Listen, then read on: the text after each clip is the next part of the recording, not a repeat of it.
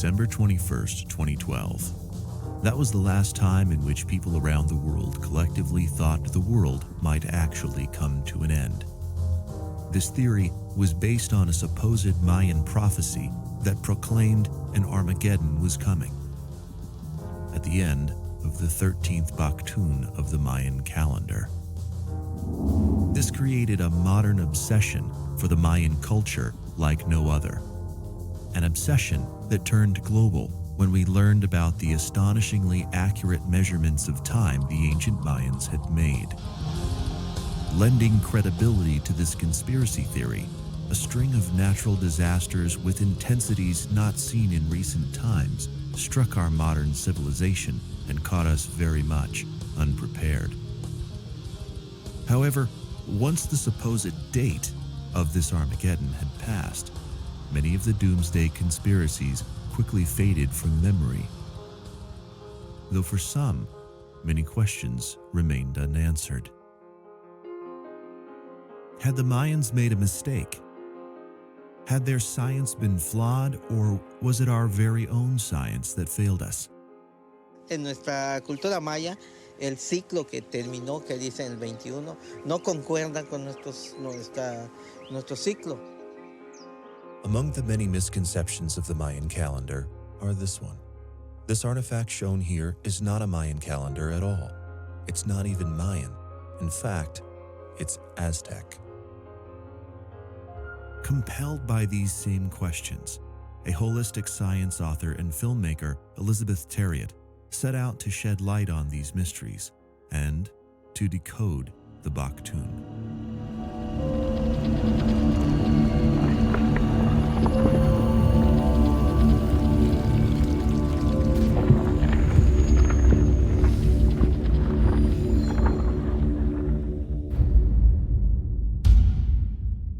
Mankind has been utilizing the night sky for navigation and prediction of seasonal change since prehistoric times.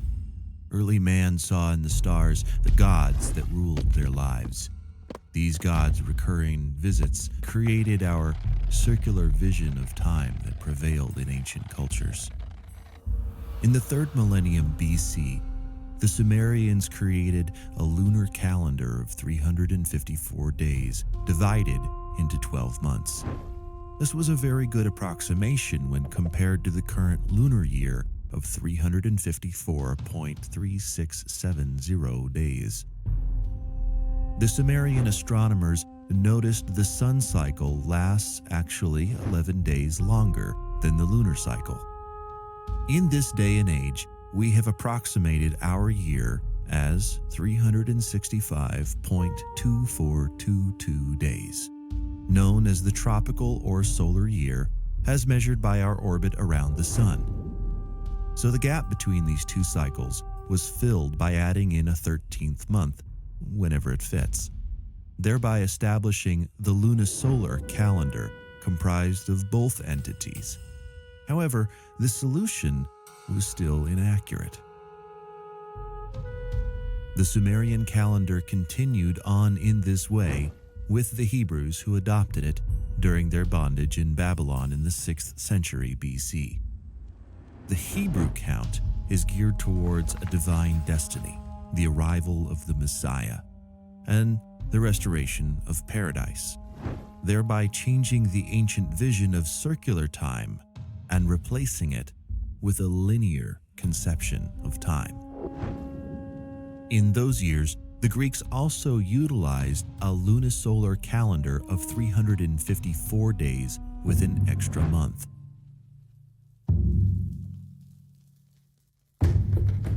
The Romans also occupied the Greek calendar of 354 days. When Julius Caesar assumes the throne, the distance between the lunar cycle and the solar is almost 3 months.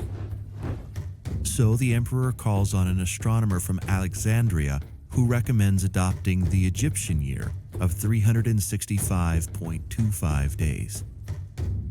The astronomer Sosigenes' suggestion of reform would require the addition of 90 days to the Roman year 46 BC, but in so doing, turned the first year of the Julian calendar into the Year of Confusion, because this was the first year that now had 445 days. The calculations of this astronomer had only an error of 11 minutes and 9 seconds per year. This calendar prevailed until the year 1582, when then Pope Gregory XIII discovered that there is now a gap of 10 days between the cycles of the sun and the moon, and then decided to correct the Julian calendar of that year by eliminating the days between the 4th and 15th of October of that year. He decreed that years ending in 2 zeros, whose numbers are not divisible by 4, are not leap years. This correction created the Gregorian year with an inaccuracy of 1 day every 3,300 years.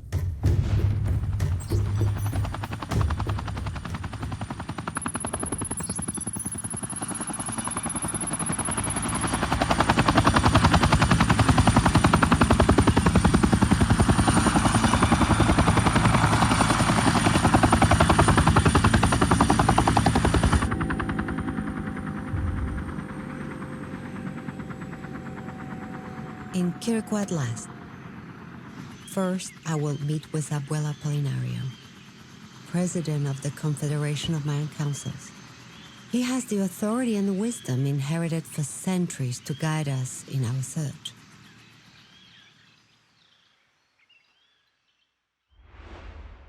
The Mayan abuelo is a sage, an individual who has inherited the ability to transmit the knowledge generated by generations of Mayans.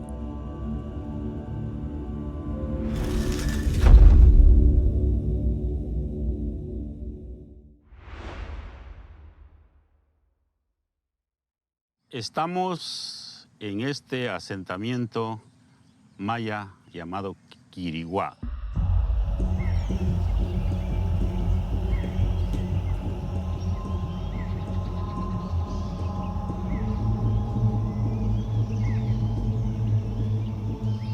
Quiriguá quiere decir la última reunión, la última cena de diferentes pueblos mayas de todo Mesoamérica. Cuando hacían sus grandes ceremonias, sus grandes celebraciones del tiempo, tenían que codificar, escribir o archivar el ciclo. Eso es lo que está en esa estela. ¿En qué tiempo fue? ¿Qué es lo que hicieron? ¿Y para qué lo dejaron? Los calendarios es donde se encuentra la codificación de nuestra vida, donde está toda nuestra genética, donde está la creación de todo el cosmos, el microcosmos que somos nosotros. Ahí está codificado todo. Cuando el ser humano se relaciona con la naturaleza, es muy fácil sacar cálculos matemáticos, que son cosas que fue muy fácil, porque era una práctica de vida. The Mayans used a mathematical system that was common to all Mesoamerica. This territory inhabited by the Olmecs since 2500 BC. The Olmecs are also known as the mother culture. The Olmecs give rise to social structure in that entire region. This stone writing is of a ball game. It also contains their calendar system and their math. These advances were inherited by the Mayans and other Mesoamerican cultures centuries later. The math is based on the number 20. Represented in these points are units 1 through 4. The bar represents the number 5. Combined symbols represent the number 19 and actually make up 20. Because the Mayans had counted from the number 0. The first 20 numbers are also associated with gods. The first 13 of them are the most important ones. It's amazing, the almost organic understanding that the Mayans have of mathematics, a mastery, which also led them to conceive of the number and the concept of zero, the number that many brilliant civilizations never thought of. In the quest to learn more about Mayan mathematics and its relationship to spirituality, I speak with an expert on the subject, Abuelo Lolmai. El cero para nosotros los mayas tiene un valor y no como en otras culturas que significa cero, que es nada, es vacío y eso. Entonces, por ejemplo, en muchas de las estelas aparece una flor. Es la flor calendárica que le llamamos y quiere decir cero. ¿Por qué una flor, verdad? A la placenta, en muchos idiomas mayas se le dice flor, kotzij. Es el principio de. The Mayan zero is also commonly depicted with a seashell that symbolizes creation and the spiral of time, the beginning and the infinite.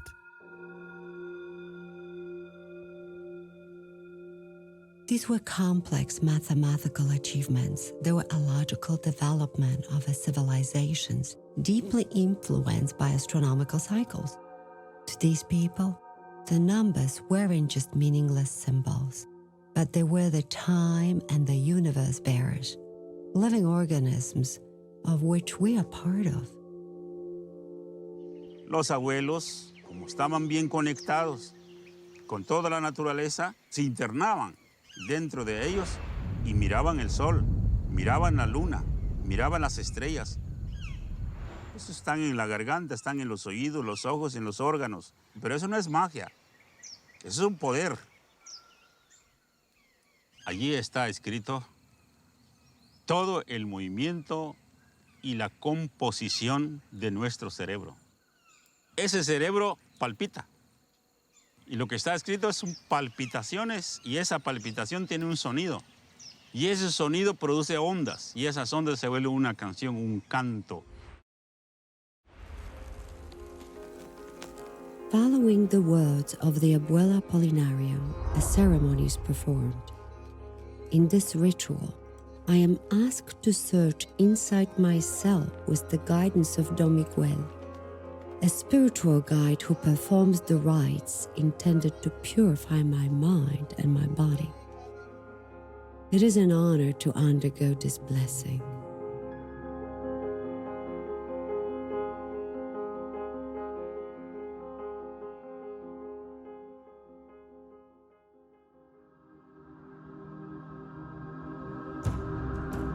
The Western scientific view governs our lives, linking our consciousness only to the physical evidence, as does the Gregorian calendar with time. Therefore, we have lost our inner world because we learn only a material perspective of things. To learn more about the connection between our inner world science and the Mayan calendars, we call upon Carlos Barrios. Carlos's work builds upon Apolinario and Lolmai in this search. Por primera vez, la ciencia oficial está reconociendo lo que nosotros venimos diciendo. Si tú ves lo que te hablan los físicos cuánticos, estás oyendo parte de lo que es el conocimiento de los abuelos. Los abuelos mayas de siempre han dicho que la luz ha viajado en una espiral y ahora se dan cuenta con los aparatos actuales que la luz viaja en una forma espiral. Porque al final de cuentas, la espiral es la forma de la creación, de la manifestación de la realidad. Entonces, nuestro ADN está conformado por una espiral, que es el espacio-tiempo, el Nacht, que es una macroespiral. La relación de toda la creación. The spiral the abuelos are talking about is the essential component of creation, which today is under study thanks to Fibonacci of the 13th century, where the foundation for this mathematical work began. By discovering the infinite sequence of natural numbers that start within 0 and 1, followed by the sum of two previous numbers. Although these numbers grow infinitely, the ratio between two consecutive draws ever closer to the golden number of phi. We can combine the Fibonacci sequence and phi by drawing two squares of 1 unit per side connected by one side, then a square of 2 units per side above the previous two, then another of 3 units, and so on. By joining their verticals through quarters of circumference, we then get a spiral. The radius increases by a factor of phi every quarter turn. This spiral appears throughout all nature to be a coincidence. DNA molecules are spirals, seashells are spirals, the structure of galaxies are spirals, and they are among so many other examples that are right before our eyes. Nosotros tenemos pues todo ese conocimiento de las vueltas de la espiral del tiempo y sabemos que a determinado momento una situación se repite, solo que con otros escenarios y otras energías. Entonces es muy fácil, si tú llevas un registro del pasado, poder determinar que va a suceder una situación muy similar, pero por supuesto similar. Mayan inscriptions also have spirals. The mathematics used to create the Mayan calendar also appear to be based on equations similar to the Fibonacci method. 1 plus 1 plus 2 plus 3 plus 5 plus 8 equals 20, and 20 times the next number in the series, 13, which is equal to 260 days in the Mayans' sacred calendar.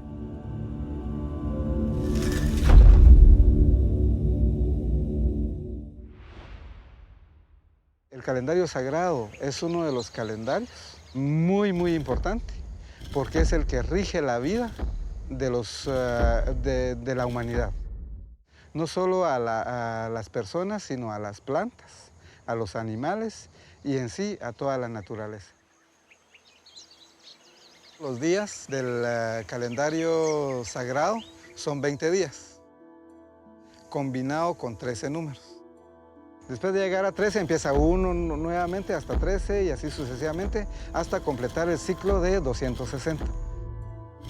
Y en el mundo maya, el calendario sagrado, el cholquij, te da tu energía de tu ahuachaquij, con la cual vos sabés quién sos, vos sabés para qué veniste, sabés qué habilidades y qué debilidades tenés y cómo orientar tu vida para una evolución.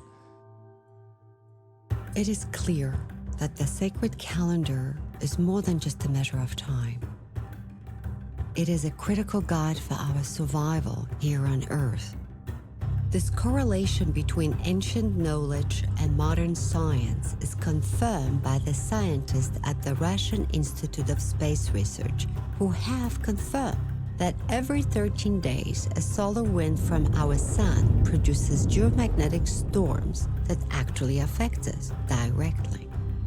The flux of electrons and ions created by the solar storm has been proven to disturb our biological processes, causing heart conditions within the most susceptible of our population. The Mayans were extremely aware of their oneness with nature. In fact, they may have indicated this within their calculations in the Cholquij, proving that our survival as a species is intertwined with that of our environment and that all of this is celestially influenced. ¿De dónde sale el número 13? Pues de las 13 coyunturas principales del ser humano. Porque aquí tienes 1, 2, 3, 4, 5, 6, 7, 8, 9, 10, 11, 12 y 13. Ahí están las 13 coyunturas principales. ¿De dónde sale el número 20? Pues de los 10 dedos de las manos y los 10 dedos de los pies. Los de las manos van en relación con el sol, con la energía cósmica, y de los pies hacia la energía telúrica. Si nosotros hacemos una multiplicación de 20 por 13, vamos a tener 260, que ese es el tiempo de gestación del ser humano. calendario está en nosotros. No necesitamos ahora aparatos para sacar una medida de la Tierra al Sol, porque nosotros los seres humanos somos tan exactos porque estamos hechos de semejanza de toda la naturaleza. Actualmente estamos desconectados del tiempo, porque vivimos un calendario que nada tiene que ver de estas tierras. Solo se repite lo que dicen las universidades, las escuelas. Nunca se ha tomado en cuenta los verdaderos estudios que están escritos en las piedras. Son escritos que nos sirven para una mejor vida, para el tiempo en que estamos actualmente. Hablamos así porque para nosotros el calendario maya está en movimiento y cada vez se está agilizando. Lo sabemos cómo trabaja y cómo codifica diariamente a cada instante de acuerdo al Sol, hacia la Tierra o cualquier otro planeta tiene su influencia y lo estamos manejando en nuestra vida. The apparent movement of the sun during its annual journey that takes it around Earth was followed closely by Mayan astronomers, focusing attention on the 4 positions that define the seasons. On the 20th and 21st of March, the sun reaches its zenith over the equator during the spring equinox. The summer solstice occurs when it reaches the northernmost point on the 21st and the 22nd of June. The sun then continues on its journey to the autumn equinox on the 20th and 21st of September, ending at its southernmost point on the 20th and 21st of December for the winter solstice. These solar positions regulated various social activities, mainly agricultural, so they were measured with a very specific calendar. El calendario HAB, que es el calendario agrícola o solar. Este es el calendario que tiene 365 días. Son 18 periodos de 20 días cada uno. Entonces 18 por 20 nos da 360. Hay un periodo de 5 días nada más. A este periodo de 5 días se le llama Guayeb. El Guayeb es un periodo en donde se agradece de todo lo que ha sucedido en el transcurso del año. Y también es un momento en donde, en el pasado, por ejemplo, se dejaba descansar las herramientas que la persona utilizaba todo el año. The Hab operates independently of the sacred calendar of 260 days. If we start the year with the day 0 pop, the next day will be 1 pop, and the month ends with 19 pop. Then comes 0 uo, and so on. They continue to do this infinitely. Podían leer las galaxias, sabían en qué momento marcaba cierto tiempo para vivir bien, para vivir en balance y equilibrio con la naturaleza. Se escogía alimentos de acuerdo a los meses del calendario. Se practicaba, por ejemplo, el despertar del sueño. Se practicaba, por ejemplo, cantos. Se practicaban danzas. Se practicaba, por ejemplo, las prácticas con las medicinas maestras.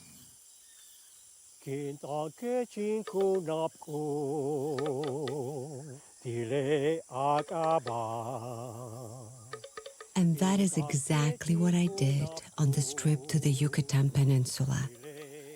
I joined the abuelos during a ceremony in which they were making an offering to the universe. During the ceremony, the abuelos gathered candles and recited chants for the purpose of connecting the energies symbolizing the 4 corners of the universe. East, where the sun rises, is linked to the color red, representing fire and birth.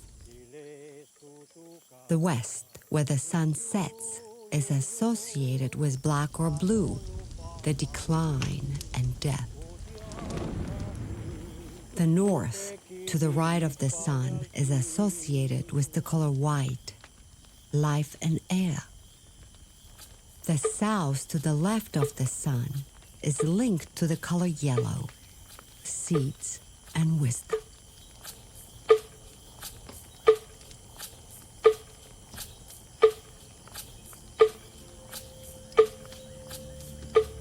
connection between human beings and nature is fundamental to the life of the Maya. This is also reflected in the Mayan calendar. Although experts do not agree on how the Mayans fit the hub into the solar year, a gathering consensus is emerging. Meanwhile, at the National University of Honduras, a scientific paper was published that proposed that they had discovered a perfect repeatable lunar cycle of 235 moons within a 19-year period. This new discovery was actually written in stone in the Copan thousands of years ago by the Maya.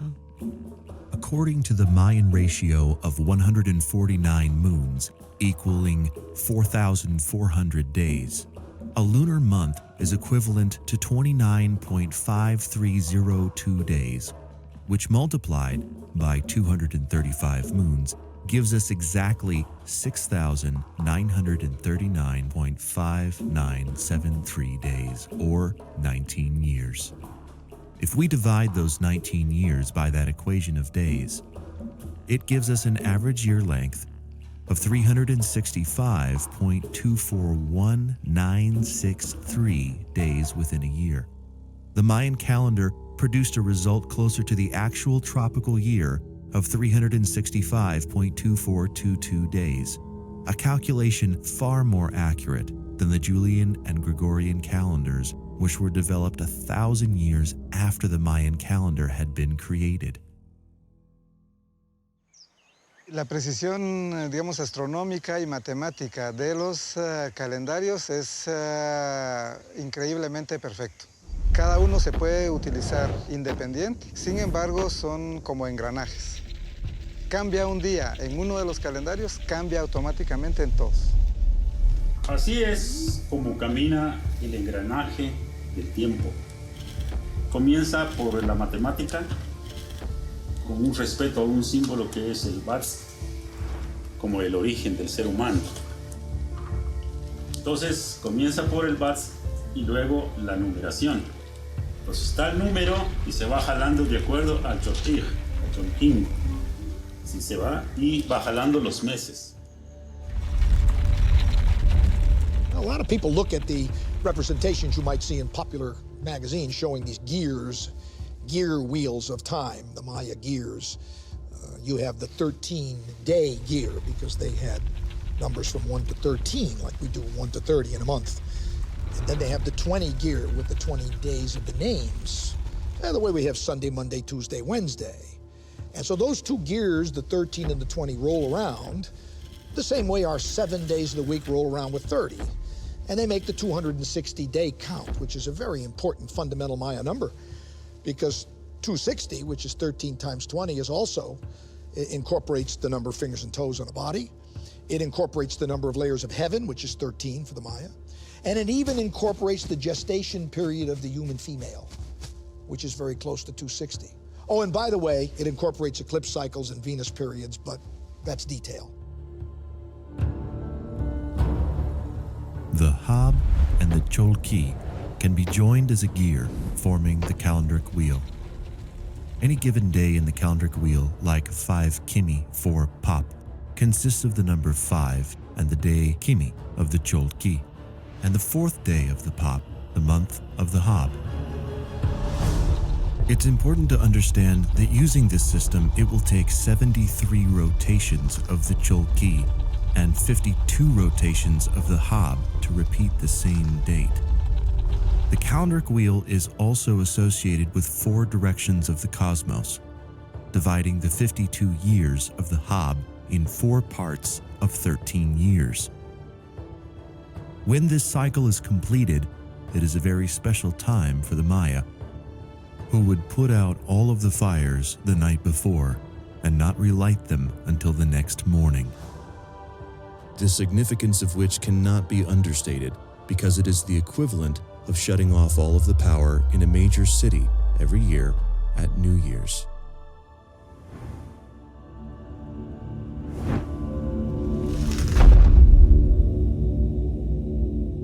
Cuando Cuando se habla del 13 Baqtun, o en la mayor parte de idiomas mayas es Oxtlajuj Baqtun, se habla de un periodo solamente.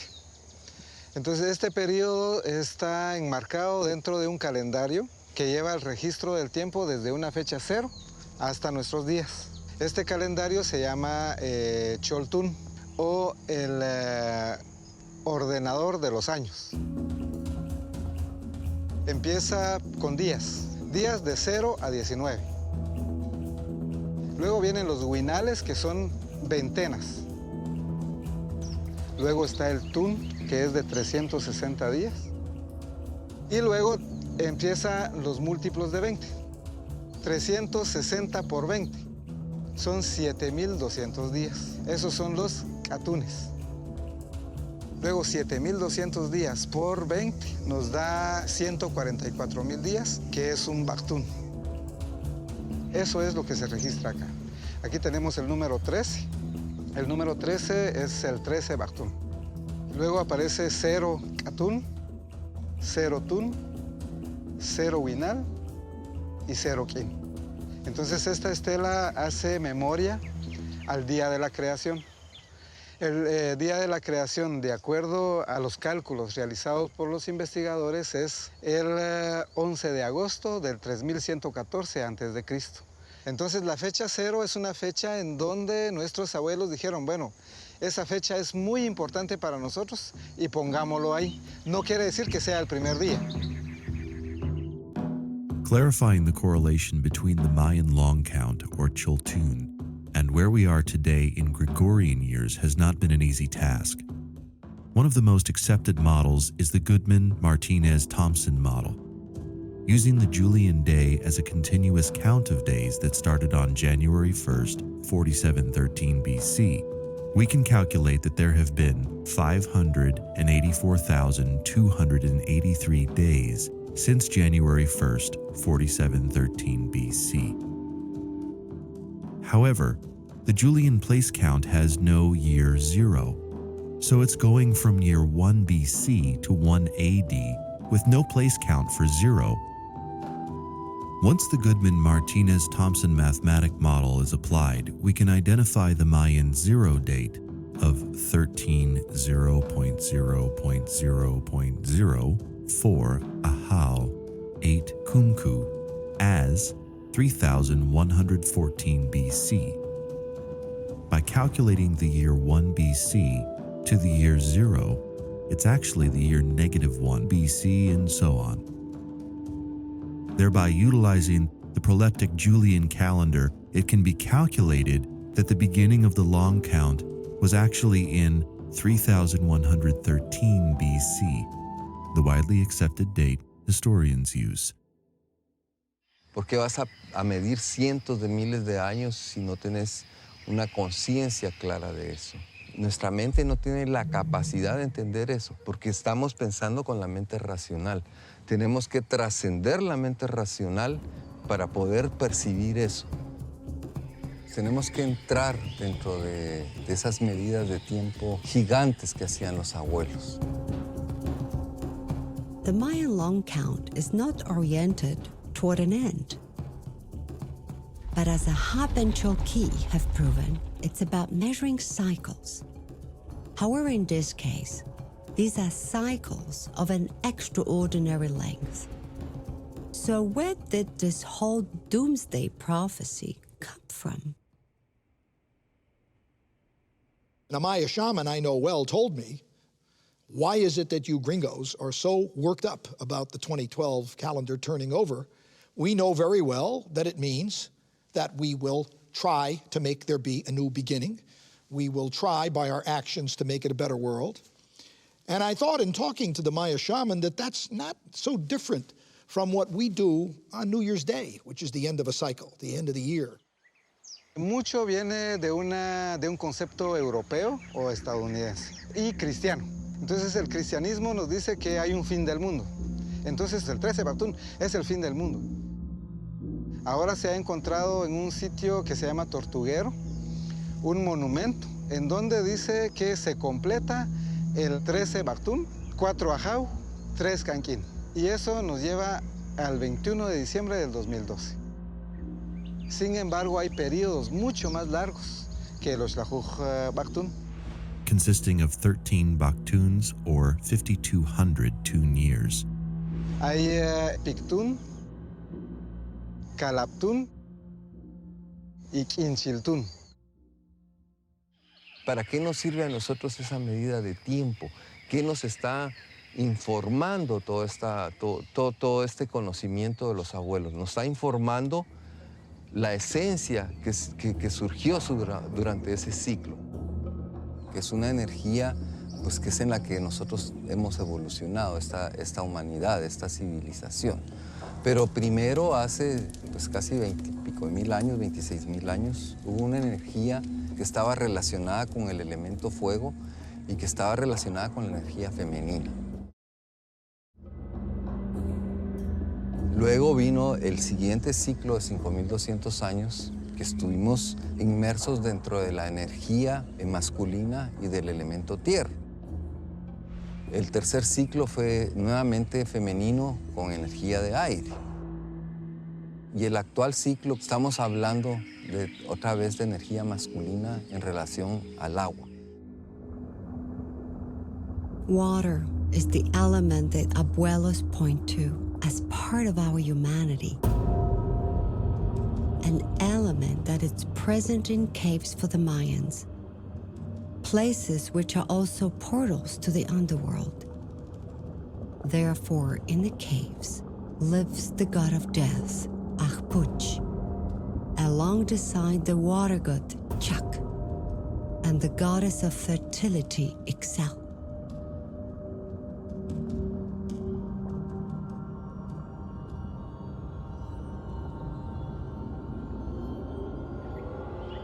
To check the connection between the caves and Mayan spirituality, I went to Calchetoc Caves in Yucatan, Mexico, a sacred place to the ancient and modern Mayans. Nosotros sabemos que todas las cosas tienen un chajal, y entonces por eso nos tratan de retrasados, de anticuados, de primitivos.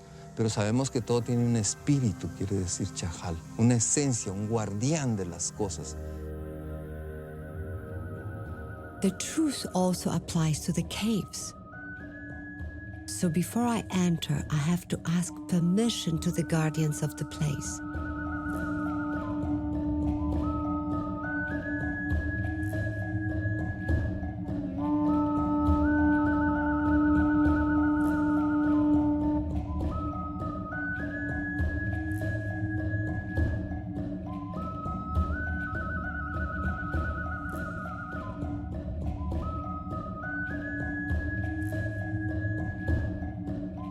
Once the guardians recognize me, I am then permitted to enter the cave with Don Rogelio, the guide of the place for over 30 years. Estas son las sartenejas para recolectar agua a los mayas. Es decir, todas las piedras que ven acá, los mismos mayas lo tallaron y lo colocaron bajo de cada estalactita donde vieron que There's cae still el agua. water collecting. Sí. At the entrance, we find the water element, which is picked up by the abuelos because the origin is sacred. And before entering the cave, I met the goddess Ixchel. It's easy to see the importance of the goddess Ixchel in this cave, because during the caste war, the Mayans hiding in this cave looked to the goddess as a glimmer of hope for the continuation of their race. Cuando hubo la guerra de castas, toda la gruta, todo adentro, vivió mucha gente. Se calcula más de 1,000 personas refugiados adentro. Eso acá dentro de la gruta, vean, en el piso encuentras en todas partes pedazos de cerámicas. Vean, vean todo esto. Cerámicas que los mismos mayas utilizaron acá en que estuvieron refugiados. Solo que los mismos enemigos de los mayas que lograron entrar, así molestos, todo lo que vieron en el camino lo destruyeron, lo rompieron todo. This déjà vu of scenarios, I understood clearly on my birthday, April 12, 2012. Here I am in the Yucatan, exactly 445 years after. The 16th century Catholic bishop, Diego de Landa, burned the Maya codices and all relevant records of the Maya. De Landa had been responsible for cruel inquisition techniques, not limited to torture and genocide, but nothing short of cultural annihilation. Quemaron todos los escritos de todos los registros en México y una parte allí nomás al otro lado del río. Quemaron todo eso, se ordenó la religión.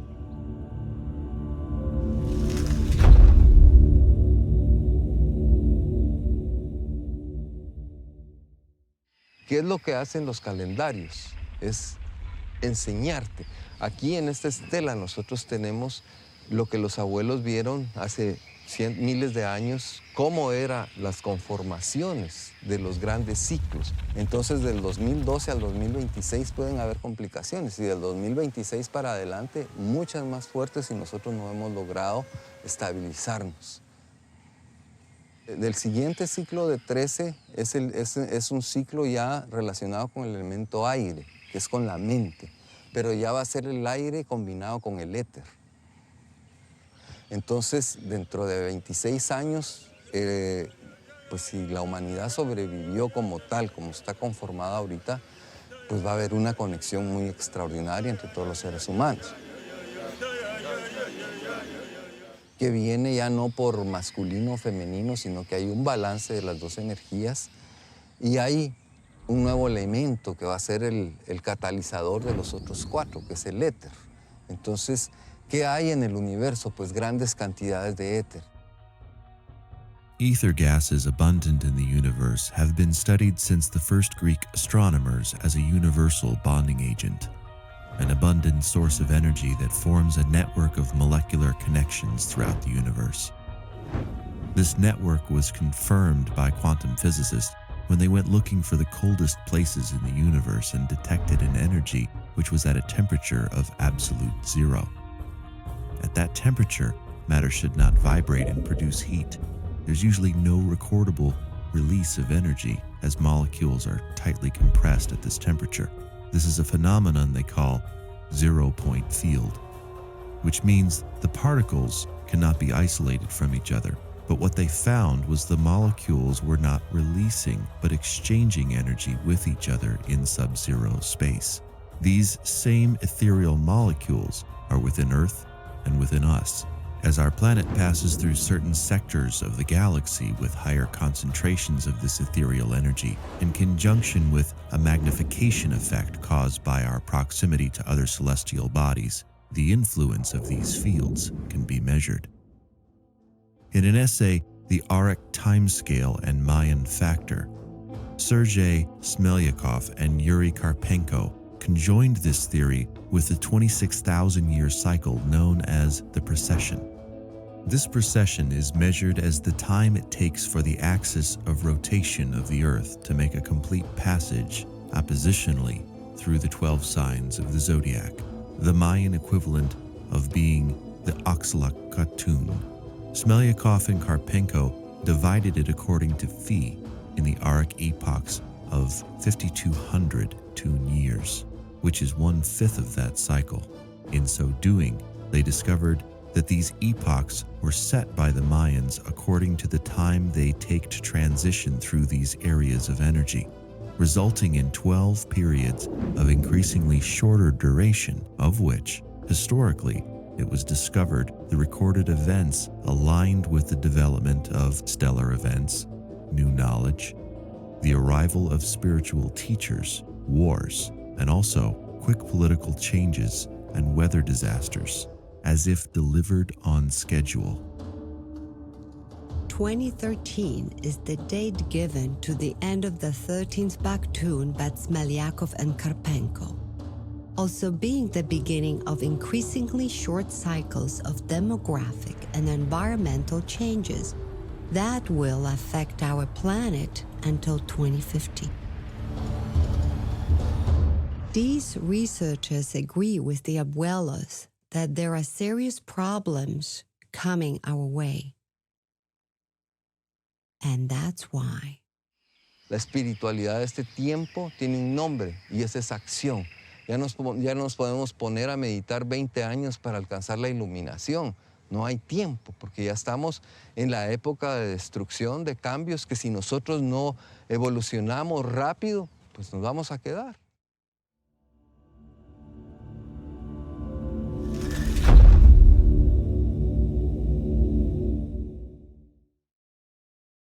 It's been said that many of the things that we attribute to the Maya must have come from aliens, and the reason for that usually is that the Maya couldn't have done all this by themselves. Who could have built these cities?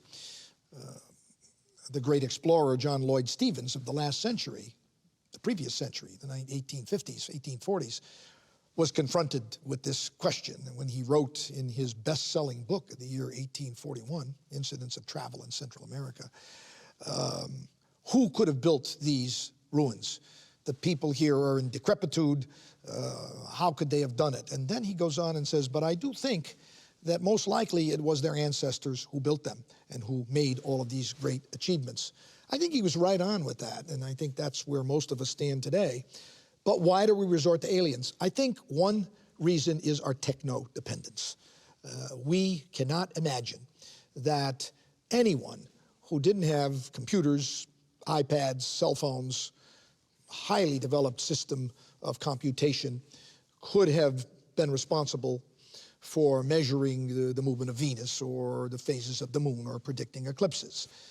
But those of us who try to do these experiments without the use of any tech, that is, who do it in a low-tech way, will very quickly find, if we're patient, that yes, you can do all these things. So this resorting to the exotic, I think, is, in addition to being a great story, is also, I think, comes out of the not unwillingness to believe that any culture so low as the Maya, and here I think we placed them below us, could have done these things. And that's a mistaken notion. We seem to have a habit of enlisting the far away to get answers. We don't trust our institutions. We certainly don't look to Washington for answers. We don't look to the UN. We look farther away. We hardly even trust our own history. We don't even look to the great historical figures of the world.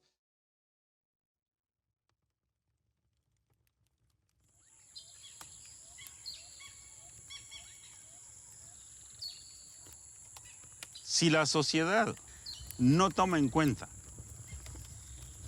lo que todavía tenemos por escrito en este lugar donde están los tiempos, donde están todo lo que es el cosmos,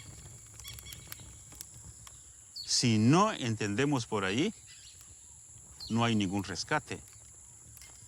Lo que nosotros estamos es llamando la atención de todas las personas, que se armonicen, porque si la gente continúa en el camino material, en el camino de destrucción, que es lo que ha provocado esta sociedad moderna, pues definitivamente las personas que no se quieran adaptar a este nuevo ciclo no van a tener nada que hacer en este mundo.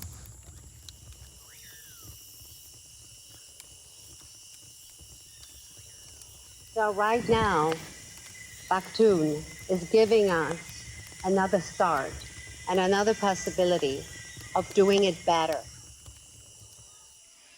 Tú ves ahora la sensibilidad con la que nacen los niños nuevos, las nuevas generaciones. Impresionante es la conciencia que tienen con la naturaleza, la conciencia ecológica y el conocimiento que traen. Ellos son los que van a vivir este cambio. Within every newborn soul here on Earth, there is an opportunity for humanity to change course in any direction. Anything is possible. And with the technology in place right now, the reality of a collective consciousness is just a step away. As we already have through the use of existing technology, a collective consensus. Interconnectivity on a scale never before imagined even by fictional writers and those who claim to have clairvoyant powers. Technology which looks more and more biological as it advances, as it has already begun to transcend its mechanical limitations. Concept not lost on the Mayans, who skipped over much of the mechanical to focus their genius on mastering their own interconnectedness with nature rather than isolation from it. Through estimating the speed of exponential technological advancement, we can only say for certain that the technology of the future will be well beyond our ability to explain it. It will, in fact, seem impossible for anyone not immersed in the technology of the time to understand how it works. Therefore, it is clear that as more of us connect with nature, the cosmos, and ourselves, it is more likely that we will be able to achieve the necessary evolutionary leap for humanity and our planet.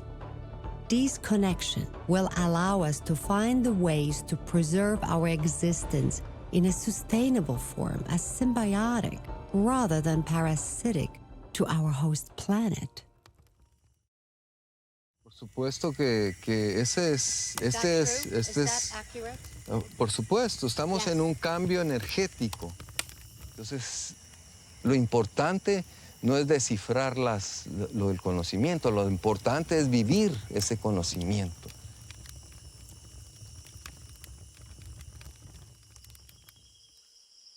As it was in the Golden Age, Quiriquá was a meeting place for the priests, who would reveal that the calendars were much more than a simple measure of time, but rather the ways in which they mark our life cycles and that of the cosmos.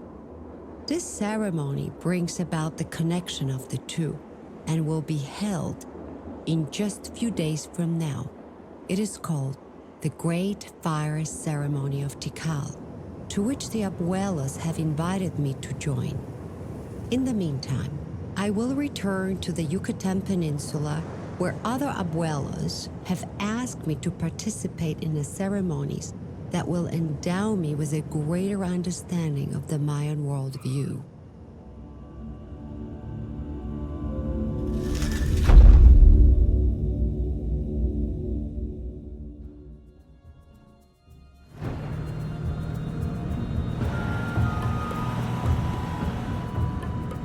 I turn to the UNAM, excited to learn more in depth about the Cholquí with Canek Estrada and Laura Sotelo. Dentro de la cultura de los Altos de Guatemala se han conservado de manera tradicional varios aspectos de la religiosidad prehispánica. Uno de los más relevantes es el calendario de 260 días. Se piensa de que cada día es una fuerza espiritual. En Guatemala a todas las entidades metafísicas se les llama nahuales.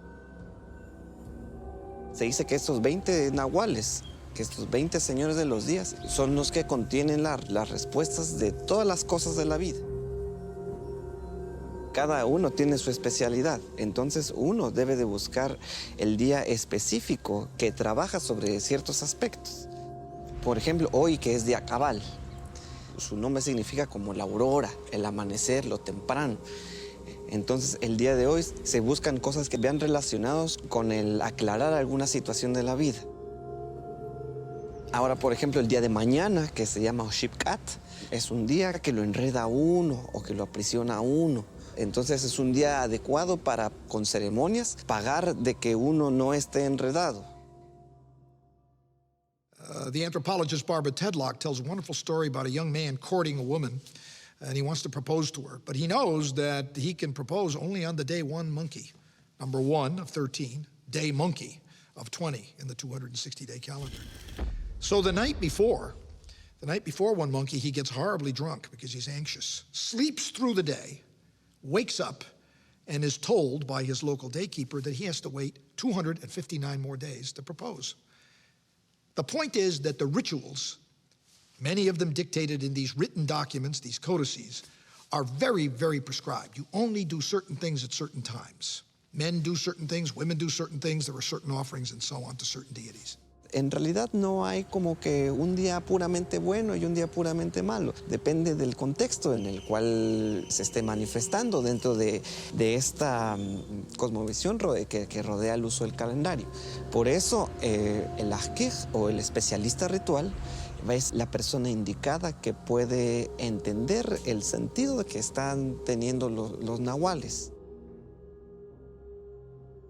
Todas las preguntas de una comunidad podían ser respondidas a través de una consulta, a través de un libro. El sacerdote consultaba el libro y daba respuestas.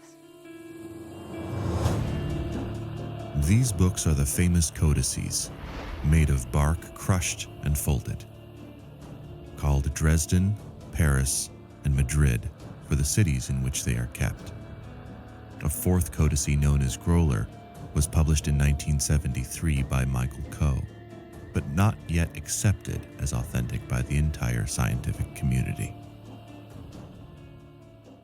Bueno, tenemos que señalar que los códices no son ni contemporáneos ni proceden del mismo lugar. Son textos sagrados y al parecer lo que contienen escrito son recursos de memoria, recursos mnemotécnicos, para que el sacerdote pudiera responder a las preguntas. Hay algunos autores que piensan que son como pequeñas enciclopedias en donde se contenían asuntos de carácter astronómico, calendárico de tipo general, por ejemplo, augurios para Año Nuevo, augurios para ciclos de 20 años. Y lo más común en los tres códices son augurios diurnos para cada uno de los días del calendario sagrado de 260 días.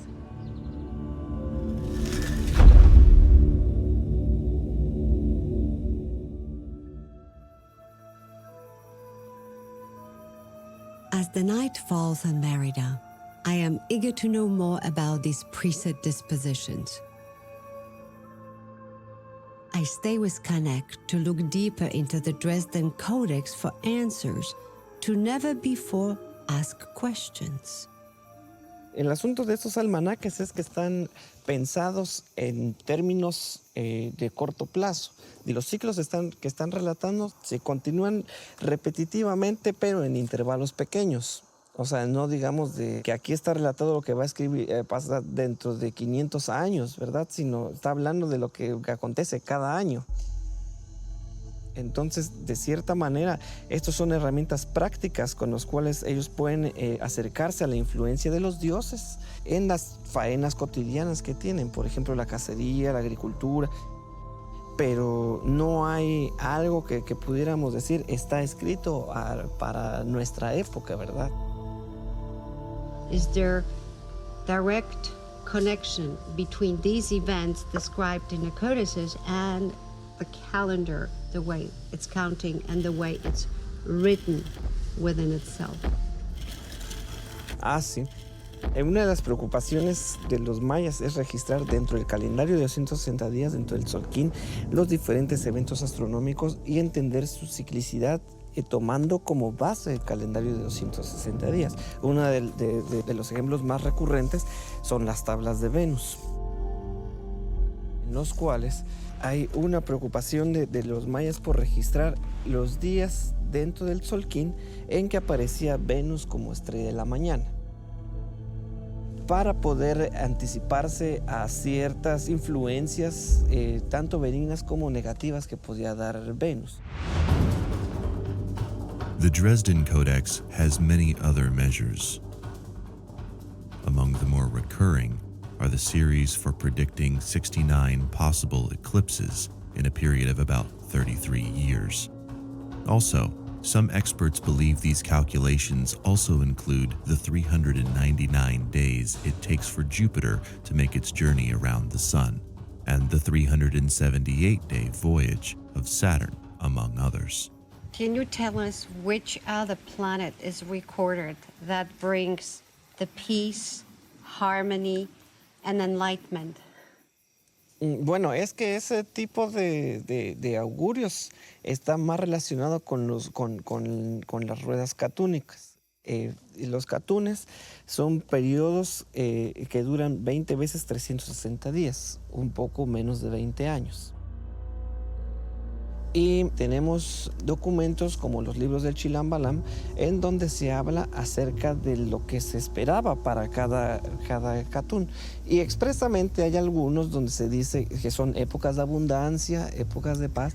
Hay otros donde se dice hay épocas de guerra. Hay unos donde incluso se habla acerca de la llegada del cristianismo. Pero estos augurios no están muy relacionados con eventos astronómicos propiamente.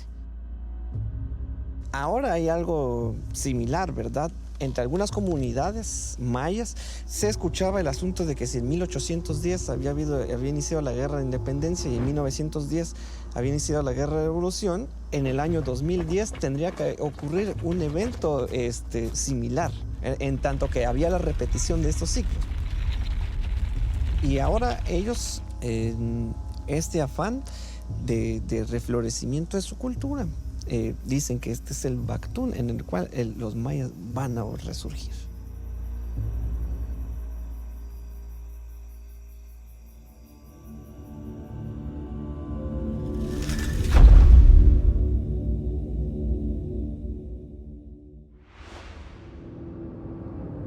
I have traveled to the small village of Acanquej, the home of Don Edgar, an old friend of the Guatemalan abuelos who has dedicated his life to conveying the Mayan worldview.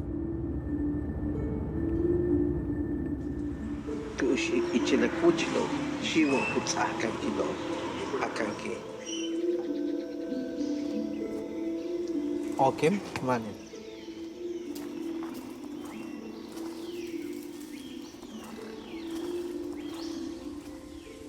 A wonderful wind appears, and I really felt the emotion from the wind itself. And in that very moment of our meeting, I could feel something beyond the physical plane. Estás bien recibido por los abuelos acá porque sentimos cómo viene el aire. Te están recibiendo.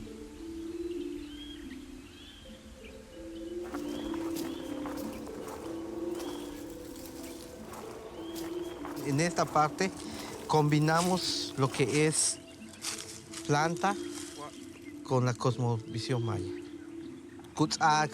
Cabete lete kaano kaan tulaka. Tumebashko ucho te lumo. Kukaskontik shane le shiwo wanu kats ake shiwo kukaskta shane le shiwo.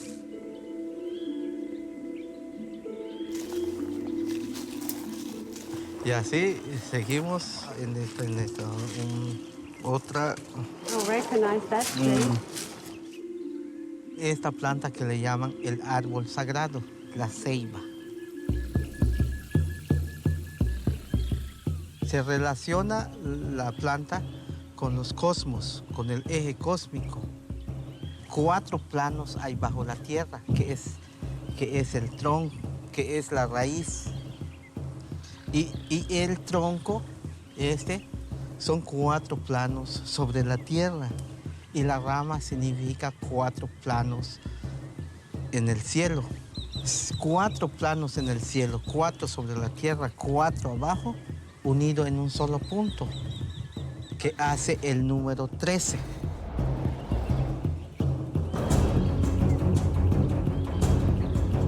There is a belief that the cebia tree can also be found in ancient Mayan cities, where the sacred tree was then enclosed within the central pyramid, as it was a symbol for the cosmic axis to unite the 3 levels of the Mayan cosmos with the pyramid's 4 corners. It is time to visit one of the most famous Mayan cities worldwide, Chichen Itza.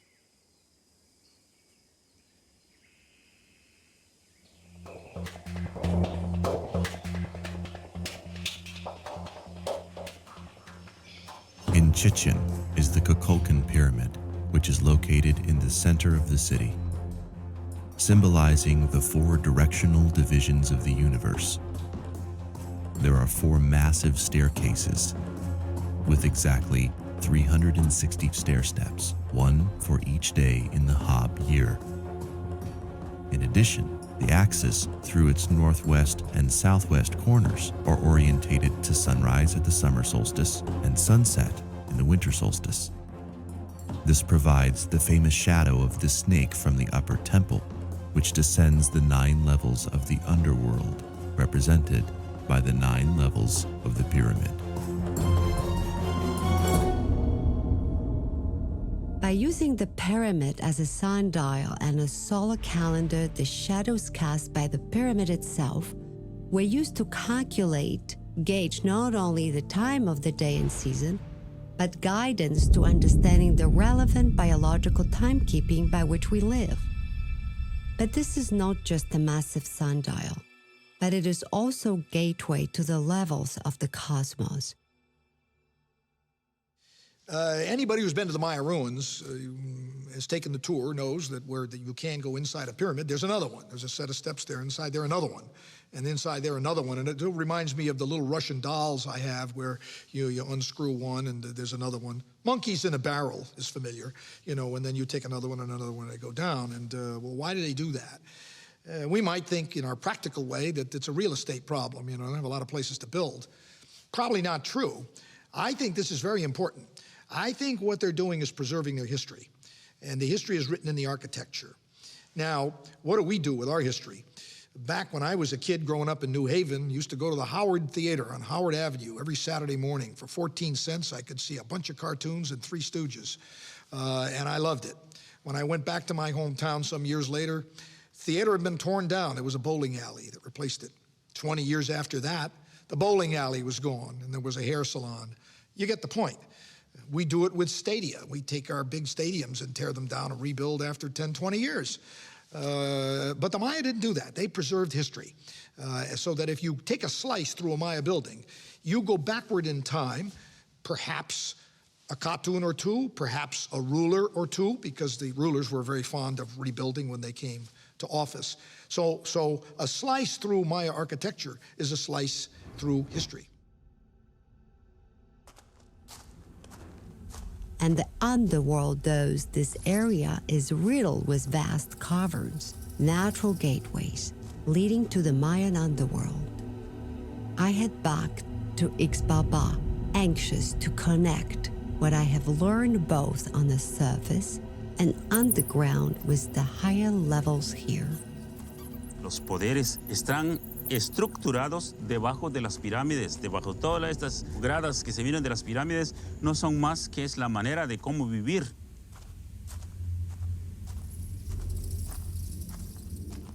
Finally, I arrived to the second level of the pyramid representing universe, the level of the origin of humanity, where I find the jaguar, the guardian of the 4 corners of our universe. Es Balam Kitse. Balam quiere decir jaguar, el jaguar de la sonrisa dulce, el del sol, guardiante de la raza roja originaria de este continente. And on the inside of the wall of the pyramid, one can see a represented overworld. I find our creation, the sign of water from where the 2 snakes come out, that symbolizes our DNA. A combined snake from our parents' DNA that joined at the 2 sides of the lower water flower, guarded by the secret jaguars. The pyramid tells us the story of 5,200 years cycle that just ended, wherein we were born of the water and we are protected by jaguars, and when we expire, we evaporate.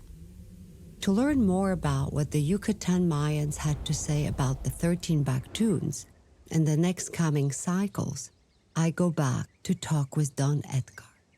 En estos periodos, el gran temblor que estaban esperando, el temblor no se refería al temblor físico o químico de la materia de la tierra, sino que el temblor era del ser humano, era en el corazón. Por eso en el 2012, cuando lo publicaron Los grandes señores científicos comercializaron en parte de nuestra cultura.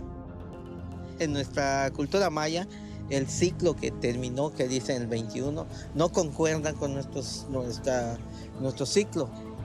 2014 es para nosotros, la cultura maya, termina lo que es este ciclo a partir del 16 de agosto. ¿Por qué agosto? Porque el calendario no puede terminar en diciembre, porque en diciembre es el calendario europeo. 2014 más 52 años nos vendría dando 6 en el 2066, es el cierre de otro ciclo. A partir de estos 52 años es una era de armonía. 52 años de amor, 50 años de desarrollo, todo esto. Pero debido a ciertos movimientos telúricos, la Tierra ha perdido un cierto desequilibrio. Entonces es un poco difícil que haya una alineación a la perfección, como habían dicho nuestros ancestros. This really is a very important revelation. As Guatemala's abuelos, Smelyakov and Karpenko, Don Edgar, also see difficulties for humanity in the coming cycles. Concerned, I ask what to expect for 2066.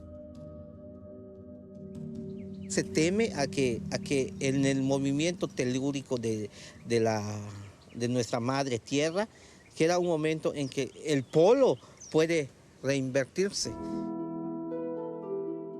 Entonces, al momento en que se reinvierte el polo, puede ser que esté más lento el movimiento de la Tierra o puede ser más rápido. Entonces, eso va afectando lo que es el medio ambiente. Y lo estamos viviendo. ¿Por qué? El hombre ha roto el eje cósmico. No cuidamos a la madre Tierra. Lo que le pase a la Tierra afecta al ser humano, afecta al hombre. Si no logramos el equilibrio, ya definitivamente ya nos va a ganar esta parte. Si nosotros damos una conferencia, si mi conferencia va a ser negativo, influyo mi negatividad a todos. El amor es lo que debemos de infundir a nuestros hijos, a nuestros hermanos, porque es uno solo, es el universo. Todo eso es la energía.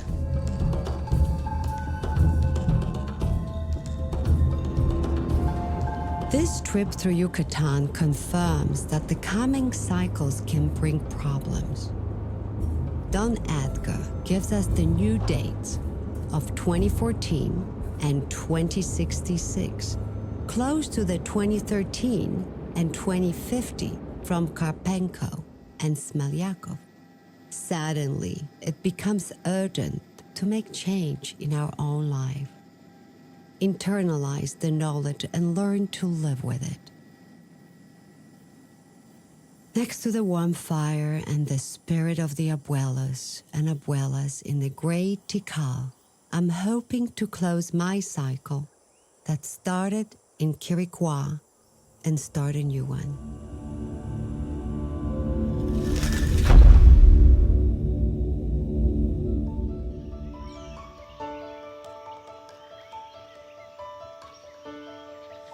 I guess it's a lifelong journey that happened to bring me here to Tikal.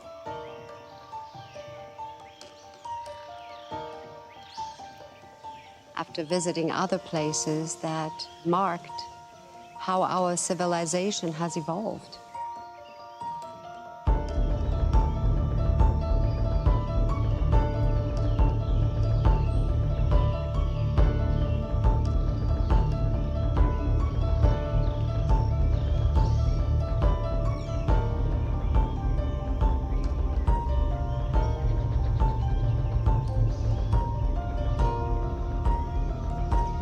These pyramids and these locations tell us the story.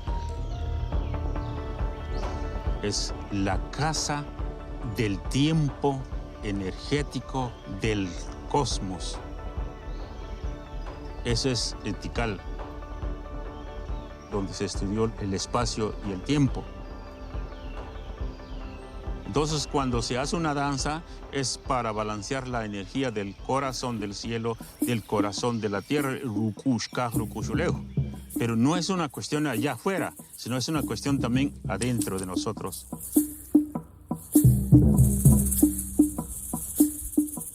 Entonces, es una ofrenda al cosmos para el balance de la misma vida, de todo, del cosmos.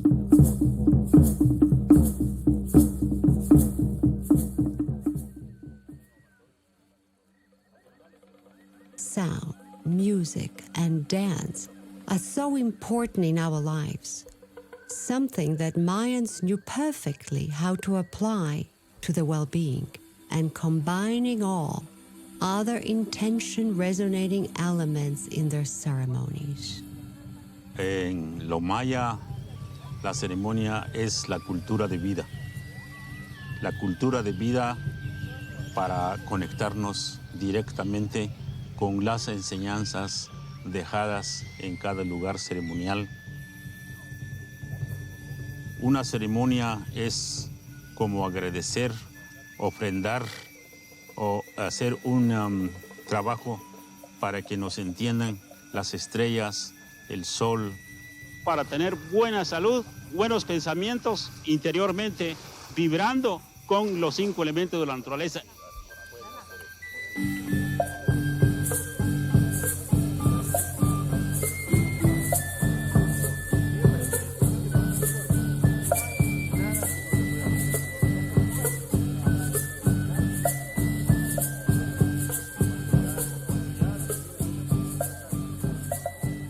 We've learned of 5 elements which create balance. We have gone through a total dominance of male after total dominance of females. So we are yet to see the balance between the two where it's created without power struggle. And I think that needs to happen. The sooner the better.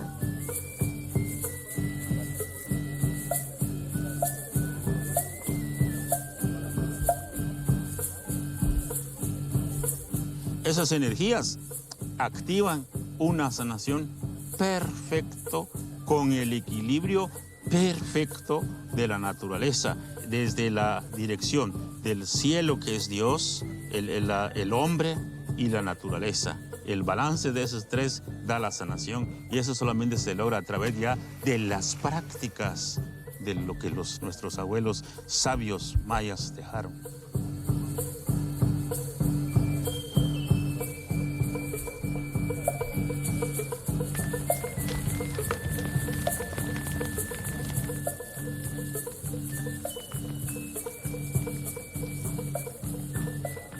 It is here, at the great fire ceremony, in front of the majestic temple of the Jaguar at Tikal, where the time and cosmos were first aligned and studied, I and my judge. I'm just so happy that the words sometimes don't come out. The emotion is strong because you know you're in the presence of ones that know you, and you don't have to tell them anything. They know why you're here.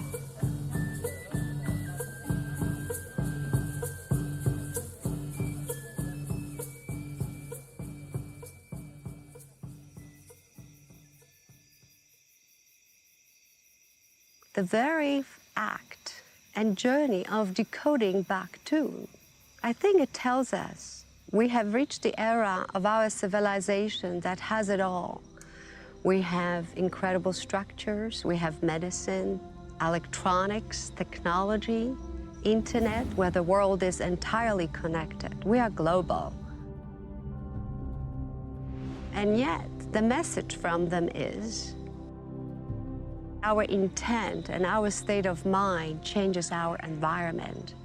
And when they speak that now it's the time to change our way of living, maybe that's the message. We do have the power of persuasion that comes from the power of intent.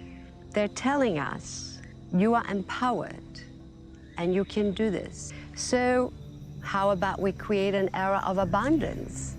And we start by creating abundance from us, from within us.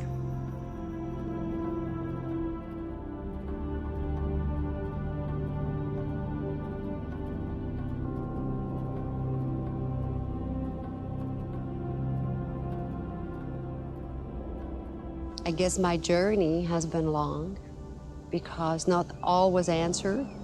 But right now I'm more at peace that what I always believed somewhat subconsciously existed, it's presented right here and it's written by Mayans.